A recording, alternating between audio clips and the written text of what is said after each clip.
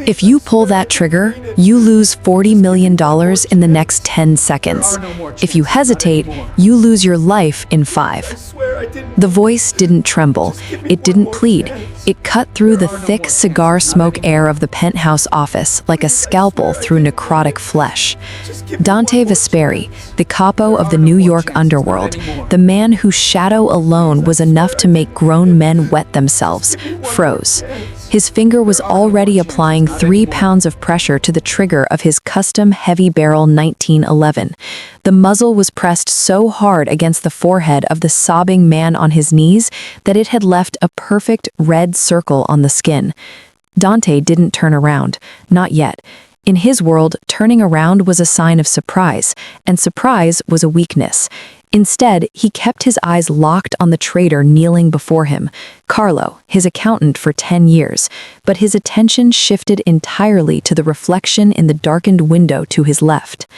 Standing in the doorway was the girl, the quiet one, the one who came in at 8 p.m. sharp to dust the bookshelves and polish the mahogany.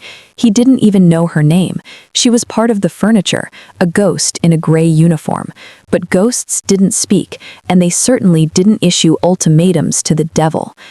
"You have 3 seconds left, Mr. Vesperi," the girl said. Her voice was terrifyingly bored. "Make a choice." Dante smiled. It was a cold, terrifying expression that didn't reach his eyes. He slowly lowered the gun from Carlo's head. The accountant collapsed forward, weeping into the Persian rug, choking on gratitude. Dante turned. She was standing by the antique globe, holding a feather duster in one hand and a tablet in the other. She looked absurdly small in the cavernous room. Her hair was pulled back in a severe, fraying bun, and her uniform was 2 sizes too big. But her eyes, that was where the anomaly lay. They were dark, almost black, and they held absolutely no fear. Most people, when Dante Vesperi looked at them, acted like prey. They sweated. They looked for exits. They flinched. This girl looked at him like he was a column of numbers she was trying to balance. "Explain," Dante said. One word, a command. He raised the gun again, leveling it at her chest. "And if the answer bores me, I'll kill you first, then Carlo." "Carlo isn't the thief," she said, tapping the screen of the tablet she shouldn't have been holding. "He's just incompetent.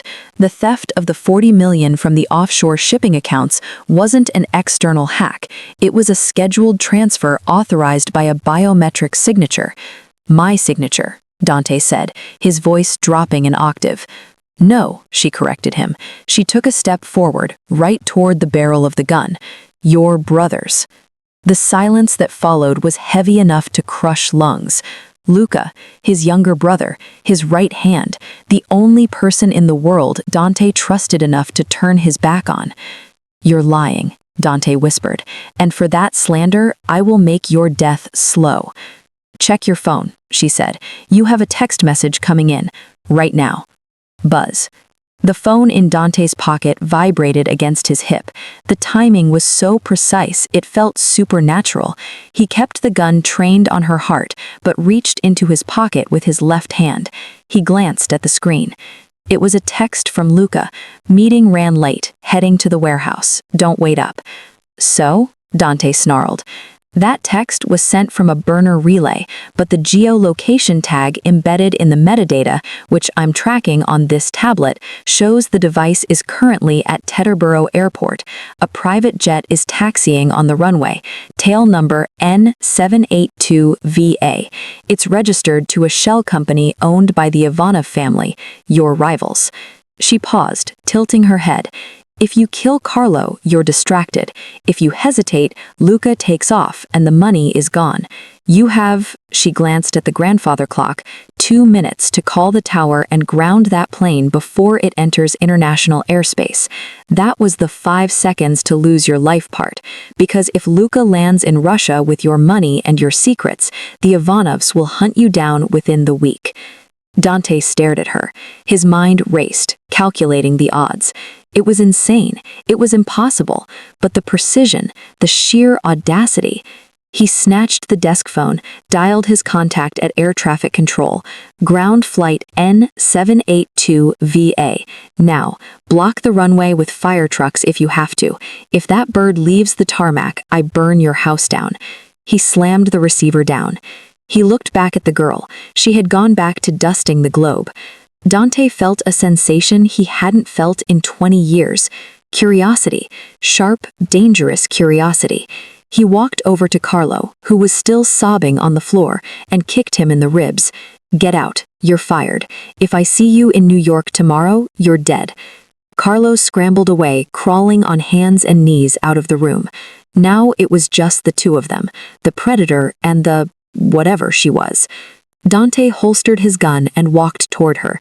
He moved with the grace of a panther, closing the distance until he was towering over her. He could smell her, cheap soap and old books. "Who are you?" he asked.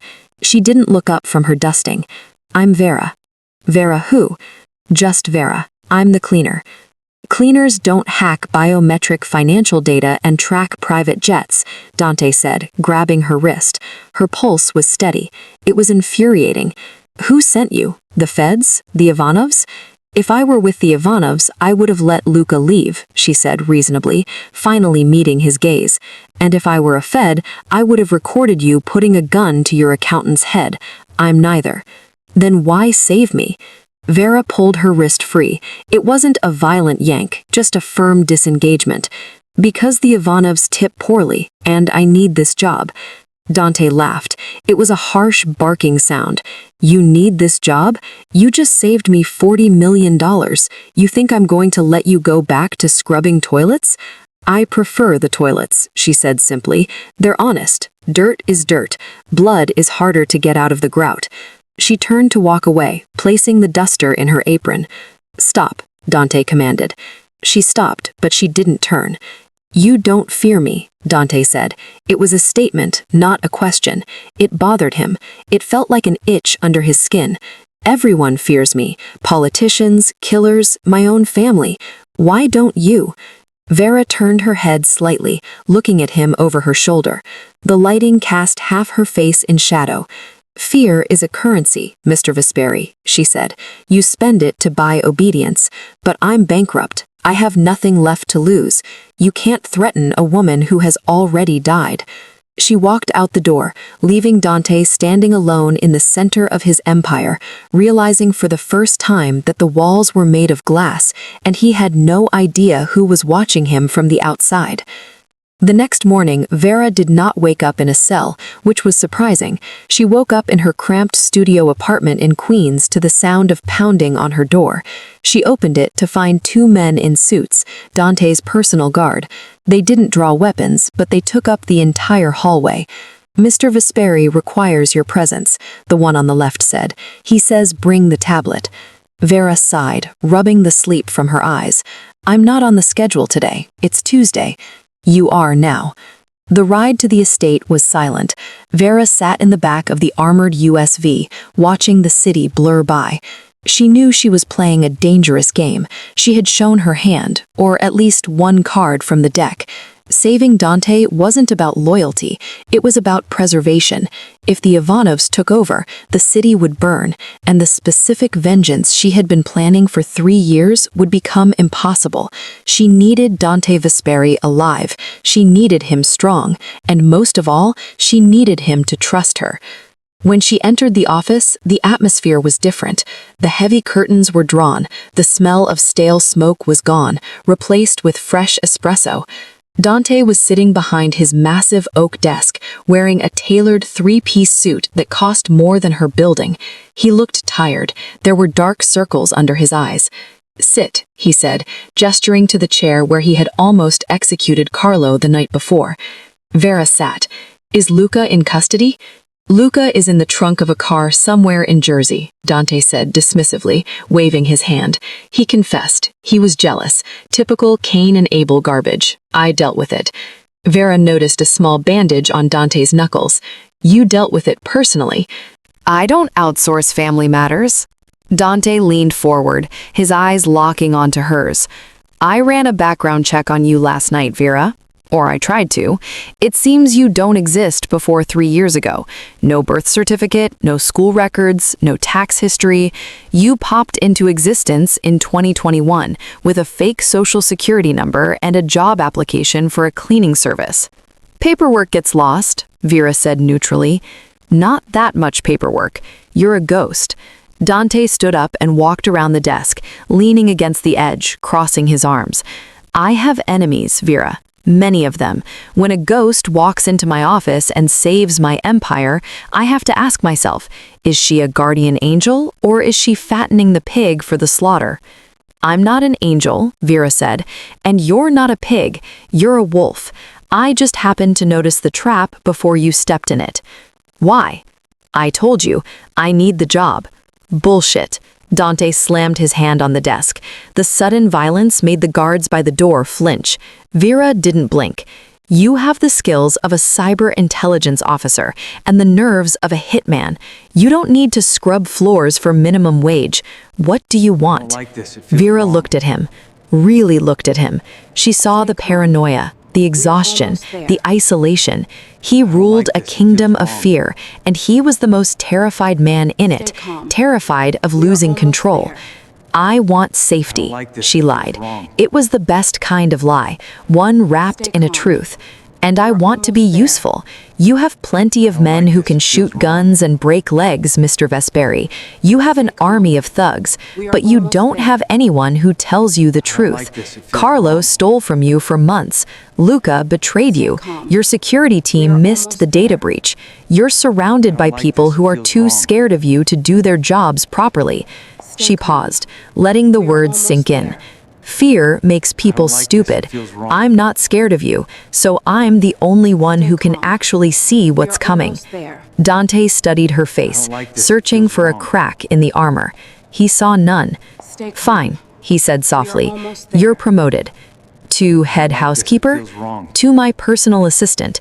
You stay by my side. You check the books, you vet the meetings, you watch the screens. You live here.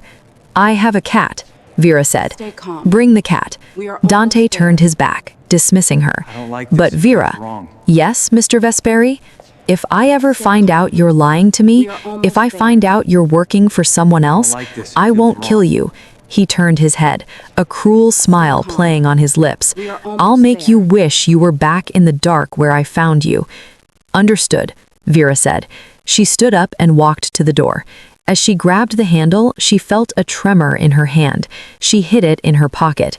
She hadn't lied about the lack of fear. She wasn't afraid of dying. She was afraid of failing. Because Dante Vesperi didn't know that the ghost standing in his office was the daughter of the man he had murdered 10 years ago. And she wasn't there to save him. She was there to make him fall in love with her, rely on her, need her like oxygen. And then, when he was finally vulnerable, she was going to take everything away. But as the door clicked shut behind her, Vera felt a strange tightness in her chest. For a split second, when he had looked at her with that intense, burning curiosity, she hadn't seen the monster she hated. She had seen a man who was just as alone as she was. She pushed the thought away. Focus, she told herself. He is the mission, nothing else. Inside the office, Dante watched the door close. He touched his gun in his holster, the cold metal grounding him. He should have killed her. Logic dictated that an unknown variable was a threat. But for the first time in years, the silence in the room didn't feel empty. It felt electrified. He picked up his phone. Tail her, he ordered his head of security.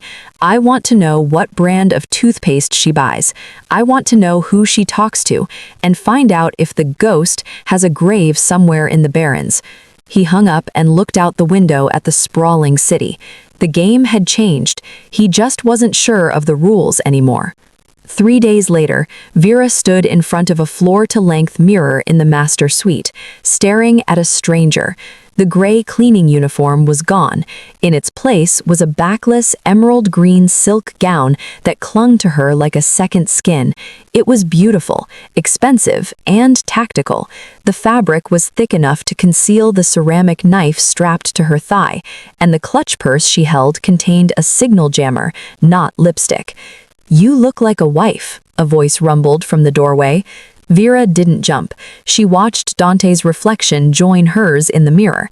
He was dressed in a tuxedo, the stark black and white making him look even more dangerous, like a weapon wrapped in velvet. "I look like a target," Vera corrected, turning to face him. "You're parading me around the mayor's gala, is basically painting a bullseye on my back." "That's the point," Dante said, stepping closer. He reached out, his rough fingers grazing her bare shoulder. It wasn't a caress. He was checking for a wire. "You're the bait, Vera. The Ivanovs are old school. They won't attack me in a room full of senators and judges, but they will try to isolate the new girl who humiliated them. And when they do, then I'll know who their contact is inside the building, and I'll kill them." "Comforting," Vera said dryly. "And what if they just put a bullet in my head from across the room?" Dante leaned down, his face inches from hers. His eyes were cold, terrifyingly empty of empathy. "Then I'll hire a new cleaner. Don't die, Vera. It's bad for productivity." He offered her his arm. It was a gesture of polite society, but the grip he took on her elbow was iron. He was effectively handcuffing her to him. The drive to the Metropolitan Museum of Art was tense. The city lights washed over Dante's face, highlighting the sharp angles of his jaw. He spent the ride tapping on his phone, ignoring her. Vera used the silence to center herself. She had to remember that the man sitting next to him, the man whose cologne smelled of sandalwood and gunpowder, was the villain of her story. He was the reason her father was buried in an unmarked grave in the Pine Barrens. He was the reason she spent 10 years training, learning to hack, learning to fight, learning to become a ghost. But being this close to him, it was confusing. He wasn't the chaotic monster she expected. He was disciplined, controlled. Every move was calculated. He didn't rule with fear because he enjoyed it. He did it because he believed it was the only way to maintain order. "Stop analyzing me," Dante said, without looking up from his phone. Vera stiffened. "I'm not. You are. You're dissecting me. I can feel it. It's annoying." He finally looked at her, his gaze piercing. "You're wondering how a man like me sleeps at night. I assume you sleep just fine, on silk sheets paid with blood money." Dante chuckled. It was a low, vibrating sound.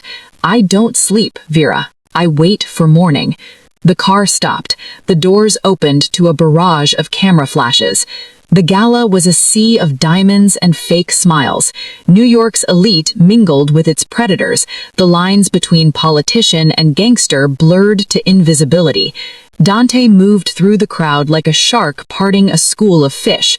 People greeted him with excessive warmth, their eyes darting nervously to his hands, checking for threats. 3 o'clock, she whispered, leaning into Dante's ear as if sharing a romantic secret.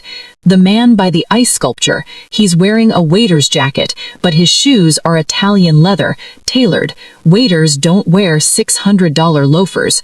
Dante didn't look immediately. He took a sip of champagne. "Good eye. That's Victor, Ivanov's nephew. Reckless, stupid." "He's looking at me," Vera noted. "He's looking at us. Go to the powder room. Let's see if he follows." Vera pulled back, her eyes wide. "You want me to walk into a trap? I want you to spring it." Dante slipped a small, cold object in her hand, a heavy brass fountain pen. "It's tactical, solid steel core. Aim for the throat or the eye. I'll be right behind you." Vera stared at him. He was insane. He was throwing her to the wolves to see if she had teeth. "If I survive this, I'm asking for a raise." "Go." Vera turned and walked toward the grand staircase leading to the restrooms. She could feel Victor's eyes on her back. The skin on her neck prickled. She ascended the stairs, the sounds of the party fading below. The hallway upstairs was quiet, lined with Renaissance portraits. She heard footsteps, heavy, deliberate. She turned the corner into the ladies' lounge. It was empty. She moved quickly, kicking off her heels to silence her movement. She gripped the tactical pen Dante had given her. The door creaked open. Reflected in the vanity mirror, she saw Victor. He had a suppressed pistol in his hand. He wasn't here to talk. He was here to clean up a loose end. Vera didn't wait. She didn't hide. She had spent 3 years learning Krav Maga and close quarters combat for this exact moment. As Victor stepped fully into the room, raising the gun, Vera lunged. She wasn't the scared cleaner anymore. She was a blur of green silk and violence. She slammed the heavy brass pen into the pressure point on his wrist, forcing the gun hand wide. The weapon clattered to the tiled floor. Victor roared, swinging a massive fist. Vera ducked, the wind of the blow disturbing her hair. She used his momentum against him, driving her elbow into his solar plexus. He doubled over, gasping. He was twice her size, but he was fighting a girl. Vera was fighting for her life. She grabbed his hair, smashing his face into the marble countertop. Once, twice. He slumped to the floor, unconscious, blood streaming from his nose. Vera stood over him, her chest heaving, her knuckles white around the pen. She looked at herself in the mirror. Her hair was a mess. There was a smear of blood on her cheek, not hers. The door opened behind her. Dante walked in. He looked at the unconscious hitman on the floor, then at the gun in the corner, and finally at Vera. He didn't look surprised. He looked impressed. "You missed the eye," he noted, closing the door and locking it. "I didn't want to ruin the carpet," Vera said, her voice shaking slightly, not from fear but from the adrenaline crash. Dante walked over to Victor, checked his pulse, and then stood up. He approached Vera. He took a handkerchief from his pocket and gently wiped the blood from her cheek. His touch was shockingly tender, a stark contrast to the violence surrounding them. "You're not just a hacker, Vera," he murmured. "Who taught you to fight like that? That wasn't self-defense class. That was military grade." "I grew up in a bad neighborhood," Vera lied. "Liar." Dante dropped the handkerchief. "But we'll discuss your resume later. Right now, we have a problem." "We do?" Victor wasn't the only one. Suddenly, the lights in the museum cut out. The building plunged into darkness. Screams erupted from the ballroom downstairs. The Ivanovs aren't sending a message. They're burning the house down. He grabbed her hand. "Shoes off, run." They sprinted into the dark hallway. The emergency red lights flickered on, casting long, demonic shadows. Gunfire erupted from the atrium below, automatic weapons. This wasn't a hit. This was a massacre. "The service elevator," Vera gasped, pulling him toward the north wing. "I studied the schematics. The freight elevator goes straight to the loading dock." "Lead the way," Dante commanded. They ran through the galleries, past priceless statues and oil paintings. Bullets shattered the glass cases behind them. They were being hunted. They reached the freight elevator. Vera jammed the button. The doors groaned open. They dove inside, Dante slamming his hand on the B2 button. As the doors began to close, a hand jammed into the gap. A man in tactical gear pried the doors open, raising a submachine gun. Dante didn't have his gun drawn. He was too slow. Vera didn't think. She shoved Dante backward, placing herself between him and the barrel. It was instinct. It was the mission. He couldn't die yet, not until she destroyed him properly. Bang! The shot was deafening in the metal box. The gunman jerked backward, a hole in his forehead. Behind Vera, Dante stood with a smoking backup piece, a small revolver he had pulled from an ankle holster. He had fired over her shoulder, the bullet passing inches from her ear. The dead man fell back, and the doors finally slid shut. The elevator descended. The silence returned, ringing in their ears. Vera slumped against the wall, sliding down until she hit the floor. She checked her body. No holes. She was alive. Dante holstered the gun and looked down at Vera. His expression was unreadable. He looked shaken. For the first time, the mask had slipped. "You missed in front of me," he said. It sounded like an accusation. She struggled to find a lie. "I tripped." Dante dropped to his knees in front of her. He grabbed her shoulders, his grip bruising. "Don't lie to me. You stepped in the line of fire. Why?" "Because you're the boss. If you die, I don't get paid." "Stop it," Dante roared. The echo filled the elevator. Nobody does that for money. Nobody does that for a job. He was breathing hard, his face inches from hers. The adrenaline was a palpable thing between them, electric and raw. The line between violence and passion was gone. They were two survivors in a metal box, hurtling into the earth. Dante's eyes dropped to her lips, then back to her eyes. He looked furious. He looked like he wanted to strangle her or kiss her, and he hadn't decided which yet. "Who are you, Vera?" he whispered, his voice rough. "Tell me the truth before I tear this city apart to find it." Vera looked back at him. She saw the vulnerability in his eyes. He was scared, not from the bullets, but from this, of trusting her, of owing him his life, again. "I'm just the girl who refused to fear you," she said softly. The elevator dinged. The doors opened to the loading dock. The cool night air rushed in. Dante stared at her for a second longer, then pulled away. The mask slammed back into place. He stood up and offered her a hand. "We're leaving," he said coldly. "We're going to the safe house, and once we're there, the interrogation begins, for real this time." Vera took his hand. She stood up, her legs trembling. She had saved him. She had solidified her place at his side.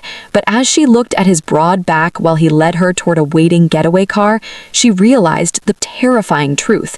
When she had stepped in front of that gun, she hadn't been thinking about her revenge. She hadn't been thinking about her father.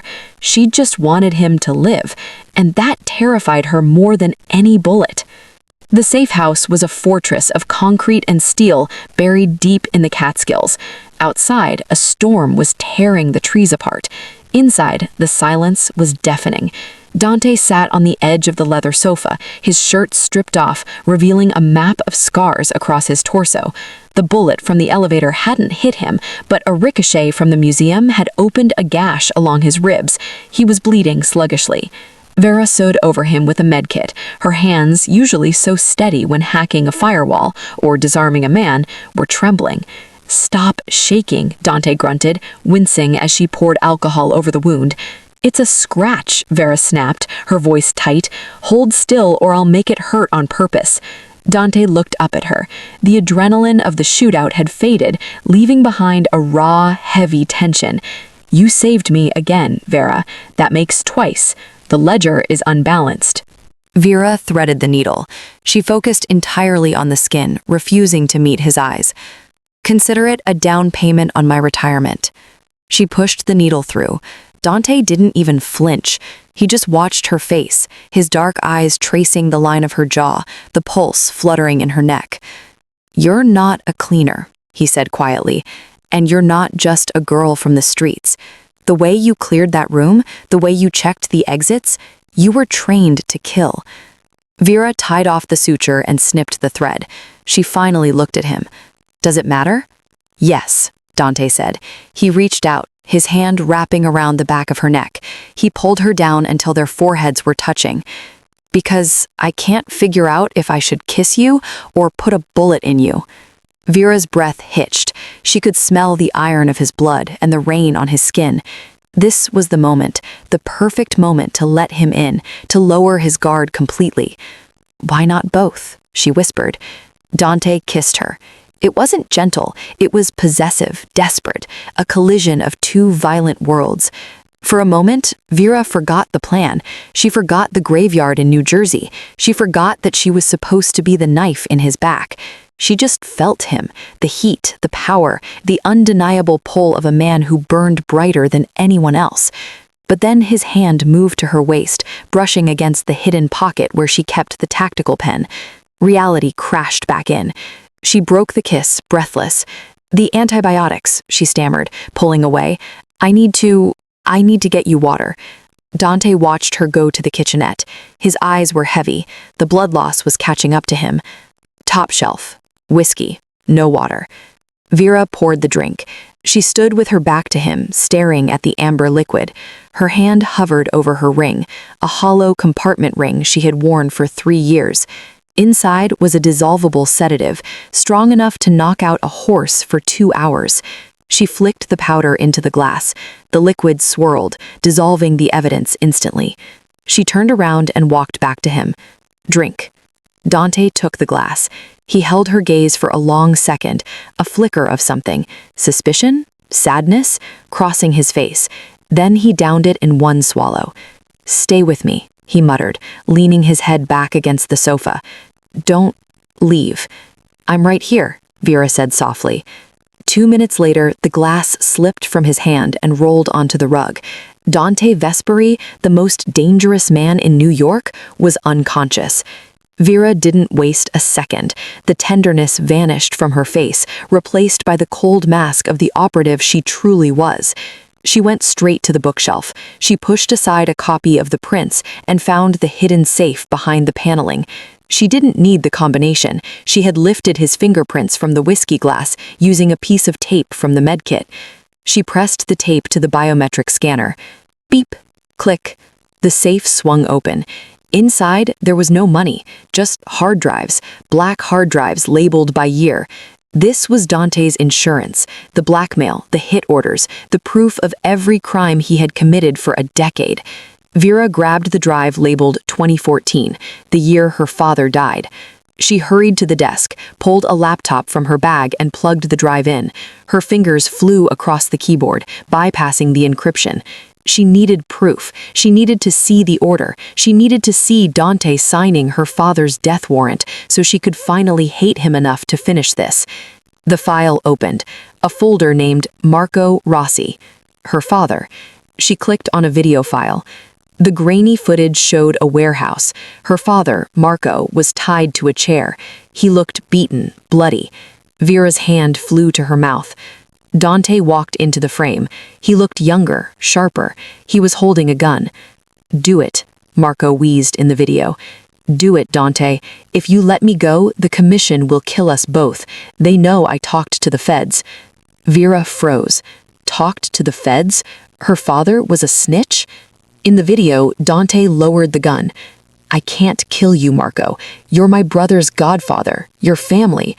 "I'm a dead man walking," Marco screamed. "If they find me, they'll torture me. They'll go after my daughter. They'll go after Vera." Vera stopped breathing. "I won't let them touch her," Dante said in the recording. His voice was steel. "But you have to disappear, Marco. Tonight. I have to tell the commission I killed you. I have to bury an empty coffin. You have to be a ghost." "Where will I go?" Marco wept. "I set up a safe house in Montana. New identity, new life. You never contact her. You never come back. If you do, the illusion breaks and they kill her." The video ended. Vera stared at the black screen, her world tilting on its axis. Dante hadn't killed her father. Dante had saved him. He had faked the execution to protect Marco from the other families. And for 10 years, Dante had carried the weight of being a murderer, allowed Vera to hate him, allowed the world to fear him, all to keep a promise to a traitor. "He's alive," Vera whispered, tears spilling onto her cheeks. The monster she had hunted for 3 years was the savior she had never known. The guilt crashed into her like a physical blow. She had betrayed him. She had drugged him. She had almost let the Ivanovs kill him. Buzz. The laptop signaled an incoming connection. Vera frowned. The drive was transmitting data, a beacon. She realized with horror that the hard drive wasn't just storage, it was a failsafe. If it was accessed without a specific bypass code, it sent a distress signal. Not to Dante's men, to the network. She checked the outgoing IP address. It was pinging a server in Brooklyn. The Ivanovs. She had just turned on a GPS tracker. They knew exactly where the safe house was. "No," she gasped. She ripped the drive out. Suddenly, the lights in the cabin cut out. The storm outside was drowned out by the sound of approaching engines, heavy engines, helicopters. Vera scrambled to the window. Through the rain, she saw 3 black SUVs tearing up the muddy driveway. Men were spilling out, armed with assault rifles and night vision. They weren't here to negotiate. They were here to wipe them out. She looked at Dante. He was still out cold. The sedative would last another hour. He was defenseless. Vera grabbed Dante's heavy 1911 from the table. She checked the mag. 7 rounds. She had 7 bullets, a combat knife, and a sedated Mafia boss against a hit squad of 20 men. She ran to Dante, slapping his face. "Dante, wake up! Dante!" He groaned, his eyes fluttering but not focusing. "Vera, run." "Not without you," she said, checking the magazine. 2 bullets. The gunfire stopped. The silence that followed was worse. It was the sound of the wolf pack circling. "Come out, little girl." Luca's voice drifted from the living room. It was smooth, mocking, dripping with false sympathy. "You're out of your depth. You're a maid, a dusting lady. You don't belong in a war zone. Give me my brother, and I'll let you walk away." Vera looked at the gas stove behind her. An idea formed. It was reckless. It was suicidal. It was perfect. She crawled over to the stove, keeping her head low. She silently turned the knobs on all 4 burners. The hiss of gas began to fill the small space behind the island. "I'm not a maid, Luca," she shouted back, her voice steady. "And I know about the accounts in the Caymans. I saw the drive." "The drive doesn't matter if you're dead," Luca laughed. "Boys, flush them out." Footsteps approached, heavy boots on broken glass. Vera grabbed a bottle of high-proof vodka from the shattered liquor cabinet on the floor. She ripped a strip of cloth from her silk dress, shoved it into the bottle, and flicked her lighter. "Close your eyes," she screamed at Dante. She stood up and hurled the Molotov cocktail over the island, aiming not at the men, but at the living room curtains. The bottle smashed. The fire caught the fabric instantly. But the real weapon was the gas. The accumulating fumes in the kitchen didn't explode. It wasn't enough for that yet, but the sudden wall of heat and chaos created. The mercenaries shouted, falling back as the flames licked the ceiling. Vera used the distraction. She grabbed Dante under the arms and dragged him. "Move, damn you, move!" Adrenaline must have spiked through the sedative because Dante's legs began to work. He stumbled, leaning heavily on her, his eyes glassy but open. They crashed through the pantry door and into the narrow servants' hallway that led to the garage. "You burned my house," Dante slurred, a ghost of a smile on his face. "I'll buy you a new one," Vera grunted, kicking the garage door open. Inside the garage sat Dante's vintage Shelby Cobra. No armor, no bulletproof glass, just speed. "Keys," she demanded.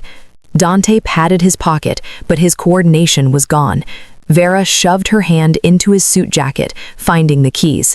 She threw him into the passenger seat and vaulted over the hood, sliding behind the wheel. She turned the ignition. The engine roared to life, a beast awakening. The door to the hallway burst open. 3 men spilled in, raising their rifles. Vera didn't reverse. She slammed the car into first gear and floored it. The car launched forward, smashing through the closed wooden garage doors, splintering them into matchsticks. Bullets pinged off the metal bodywork. The windshield shattered, spraying them with glass. Vera didn't blink. She drifted the car onto the muddy driveway, spinning the tires until they found traction, and rocketed into the storm-lashed night. "We made it," she gasped, her hands shaking on the wheel. "No," Dante whispered, his head lolling against the seat. He pointed to the side mirror. Behind them, headlights cut through the rain. 2 SUVs were gaining on them fast, and these weren't just driving. A man was leaning out of the sunroof of the lead car with a machine gun. "Hold on," Vera said. She killed the headlights. The world went pitch black. They were doing 80 miles an hour on a winding mountain road in total darkness. "You're insane," Dante murmured, but there was awe in his voice. Vera drove by memory and instinct. She watched the GPS on the dashboard, anticipating the curves. Behind them, the SUVs hesitated, their prey suddenly vanished. She saw the turn coming up on the screen, a sharp switchback near the cliff edge. She waited until the last possible second, then she slammed on the brakes, drifting the car sideways. She flicked the headlights back on. The SUV behind them was blinded by the sudden glare. The driver swerved. The heavy vehicle lost traction on the wet asphalt. It skidded past Vera's bumper, smashed through the guardrail, and tumbled into the abyss below. One down. But the second SUV, Luca's car, was smarter. It slowed down, blocking the road. Vera was trapped. The engine stalled. "It's over," she whispered. She had no bullets left. The car was dead. Dante was half conscious. The SUV door opened. Luca stepped out. He held a pistol in one hand and an umbrella in the other, looking like he was strolling through a park. He walked up to the driver's side window. He looked at Vera, then at his brother. "Touching," Luca said. "Romeo and Juliet, except Romeo is a junkie and Juliet is a liar." He raised the gun, aiming it at Vera's forehead. "Any last words, sweetheart?" Vera looked at Dante. He was slumped forward, chin on his chest. He looked finished. "Yeah," Vera said, her voice trembling. "I'm Marco Rossi's daughter." Luca paused. His eyebrows shot up. "Marco? The rat? Well, isn't that poetic? Dante saved your father, you know, sent him to Montana, and now his daughter gets to die right next to him. The circle of life." "I know he saved him," Vera said, tears mixing with the rain on her face. "That's why I'm sorry I have to do this." "Do what?" Luca sneered. "Die?" "No," a voice growled from the passenger seat. "Duck." Vera threw herself flat against the steering wheel. Dante Vesperi wasn't slumped, he was waiting. Through the open window, the deafening boom of the heavy 1911 cannoned off. Luca's expression of smug victory vanished, replaced by a red mist. He dropped to the wet pavement, dead before he hit the ground. Dante let the gun fall from his hand. He slumped back against the seat, the effort costing him the last of his energy. "You talk too much," Dante muttered to the corpse of his brother. Vera sat up, ears ringing. She looked at Dante. He was pale, sweating, bleeding from his side, but his eyes were clear. "You were awake," she accused him. "I rule with fear, Vera," he rasped, "but I survive with patience. I needed him close. I couldn't miss." He looked at her, his gaze intense enough to burn through the rain. "Marco Rossi's daughter, huh?" Vera froze. "I was going to kill you, Dante. That's why I took the job. I thought you murdered him. And now?" Vera looked at the dead man on the road, then at the man beside him who had saved her father 10 years ago and saved her life tonight. "Now," she said, reaching out to cover his hand with hers, "now, I think you need a new accountant." 6 months later. The boardroom was silent. 12 men sat around the mahogany table, the heads of the 5 families. They looked nervous. The doors opened. Dante Vesperi walked in. He looked healthier than he had in years. The shadows under his eyes were gone. He wore a suit that cost more than a Ferrari, and he moved with the easy confidence of a king who had crushed every rebellion. But he didn't sit at the head of the table. He stood behind the chair. Vera walked in. She wasn't wearing a maid's uniform.